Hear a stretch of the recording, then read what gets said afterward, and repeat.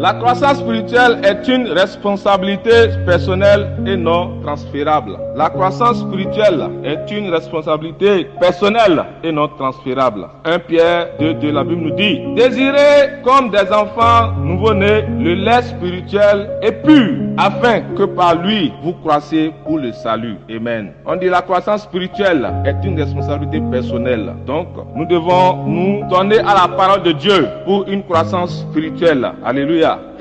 On voit les grands hommes de Dieu et on prie pour leur grâce. En priant pour cette grâce, tu dois te donner à l'effort à partir de zéro pour te nourrir à partir de la parole. Tout comme personne ne peut courir avec la jambe d'un autre homme pour gagner une course. Nous le savons tous que cela est impossible. On ne peut pas boxer avec le poing d'un autre homme pour devenir champion de boxe. Personne ne peut manger pour un autre, ni faire de l'exercice pour un autre. Aucun étudiant ne peut étudier pour un autre. Et personne ne peut non plus passer des examens pour un autre. Cela est carrément impossible. Chacun est absolument responsable du résultat de sa vie. Ésaïe 51, le verset 1 et 3. Ésaïe 51, le verset 1 et 3. La Bible nous dit: écoutez-moi, vous qui poursuivez la justice, qui cherchez l'Éternel, portez les regards sur le rocher d'où vous avez été taillé, sur le creux de la fosse d'où vous avez été tiré. Portez les regards sur Abraham, votre père, et sur Sarah, qui vous a enfanté, car lui seul je l'ai appelé, je l'ai béni et multiplié. Verset 3 dit: ainsi l'Éternel a pitié de Sion, il a pitié de toutes les ruines. Il rendra son désert semblable à un Éden, et sa terre aride à un jardin de l'Éternel. La joie de l'allégresse se trouveront au milieu d'elle, les actions de grâce et les chants de cantiques. Amen.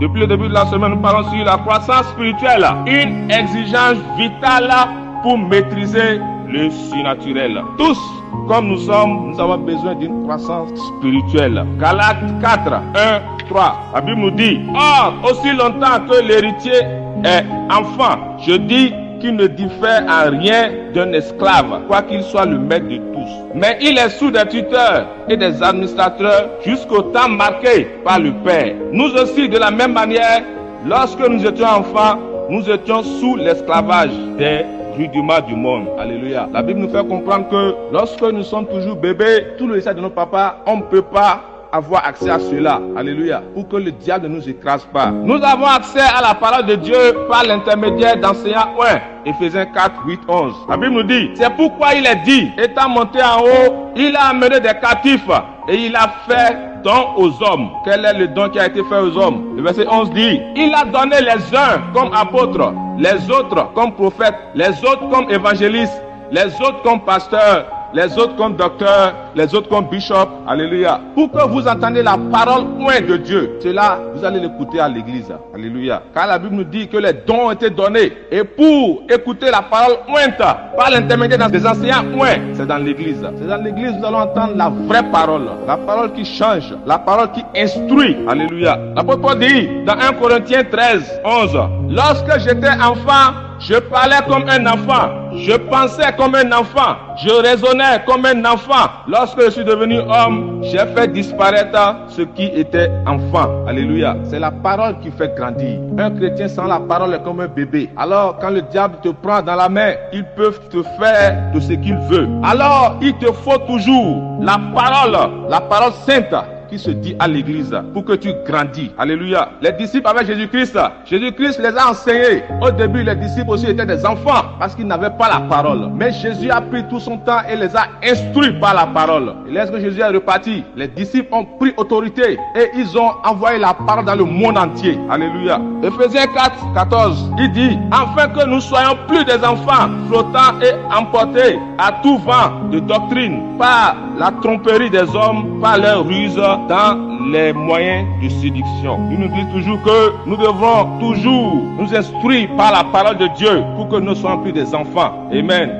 Je vois le Dieu Tout-Puissant donner sa grâce ce matin au nom de Jésus-Christ. Si tu crois très fort, crie Amen.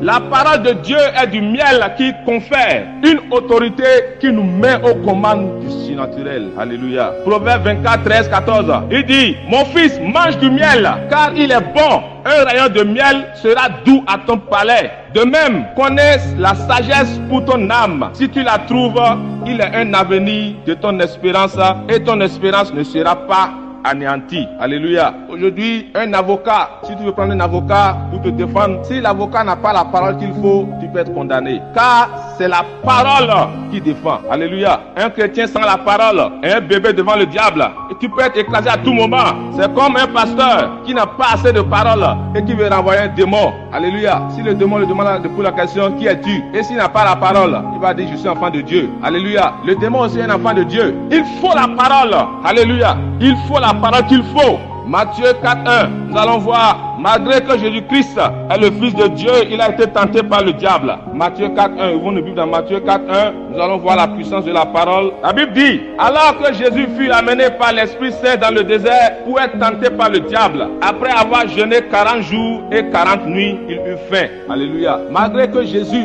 a jeûné 40 jours et 40 nuits, le diable n'a pas fui. Vous voyez comment le diable est courageux? Le diable n'a pas fui. Et qu'est-ce que la Bible nous dit? Le tentateur s'étant approché de lui, si tu es le Fils de Dieu, ordonne que ces pierres deviennent du pain. Alléluia. Jésus lui répondit, il est écrit, l'homme ne vivra pas de pain seulement, mais de toute parole qui sort de la bouche de Dieu. Alléluia. Si Jésus n'avait pas cette parole-là, est-ce que le diable allait être chassé? Le diable continue encore. Il le transporta dans la ville sainte, le plaça sur le haut du temple et lui dit, si tu es le Fils de Dieu, jette-toi en bas, car il est écrit, il donnera des ordres et ses anges à ton sujet et ils te porteront sur les mains de peur que ton pied ne heurte contre une pierre. Vous voyez que le diable aussi connaît la parole. Alors toi, en tant que chrétien, si tu ne connais pas la parole qu'il faut pour contredire le diable, comment tu peux gagner sur le diable? Jésus lui dit, il est aussi au cri. Alléluia. Toujours la parole. Tu ne tenteras point le Seigneur ton Dieu.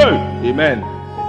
Le diable continue encore. Le diable le transporta encore sur une montagne très élevée, lui montra tous ces royaumes du monde et leur gloire, et lui dit, je te donnerai toutes ces choses si tu te prosternes et m'adores. Jésus lui dit encore, retire-toi Satan, car il est écrit, tu adoreras le Seigneur ton Dieu et tu lui serviras lui seul. La parole, la parole. Nous avons toujours besoin de la parole pour convaincre le diable et pour lui renvoyer. C'est pas seulement par la prière. Au nom de Jésus, au nom de Jésus, il te faut la parole qu'il faut.